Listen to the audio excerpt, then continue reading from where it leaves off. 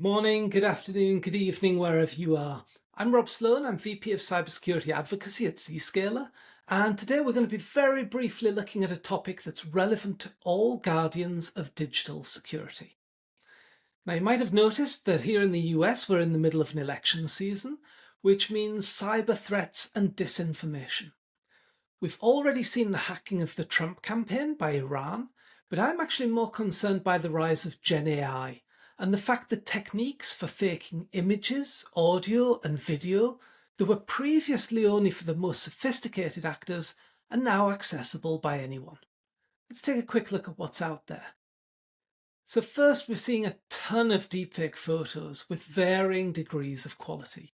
The quality is improving though all the time, and those folks behind the photos are getting much better at distributing them and getting people to engage with them. And despite the hype, we've actually seen very few believable election-related deepfake videos spreading. We can take a quick look at this one though. Today is today. And yesterday was today yesterday.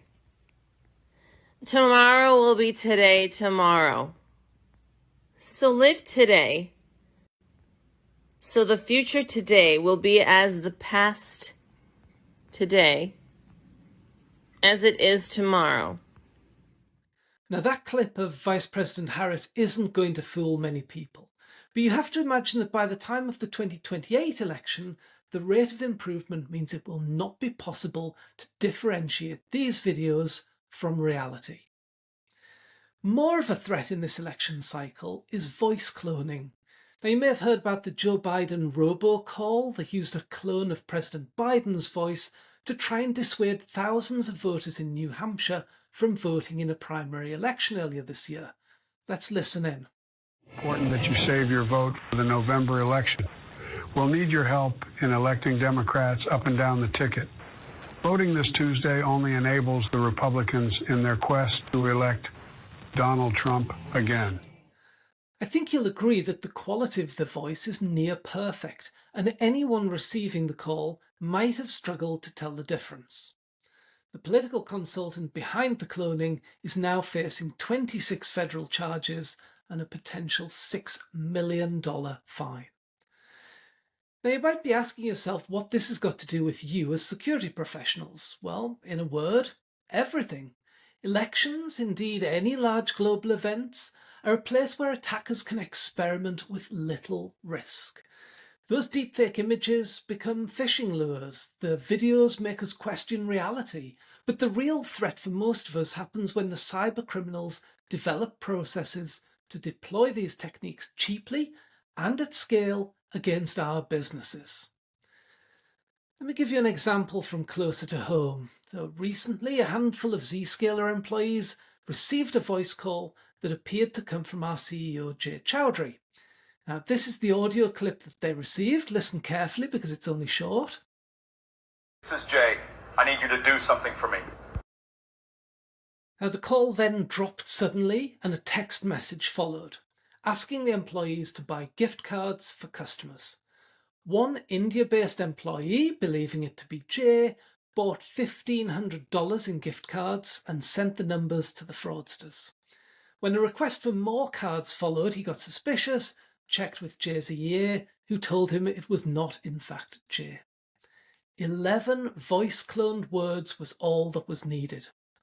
Now, it's doubtful the attackers stopped at targeting Zscaler, and professional criminals might have used the opportunity to carry out an even more damaging fraud.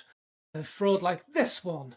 Earlier this year, a Hong Kong-based employee of British engineering and design firm Arup was the target of a deepfake scam that led to a $25 million payday for the fraudsters. The target was invited to a Zoom call where he spoke with an individual who appeared to be the chief financial officer, but it wasn't. Fake video, fake audio, all done in real time. The employee probably knew he was breaking protocol by making the transfer, but he didn't pick up the phone to check. Now, it's not just Arup that wasn't prepared. Few companies are prepared. Recent research from online news website business.com showed around 1 in 4 company leaders had little to no familiarity with deepfake technology, and almost 1/3 of leaders had no confidence their employees would be able to recognize deepfake fraud attempts on their businesses. So what are we to do? Well, there's always lots we can be doing to harden our businesses and protect our data.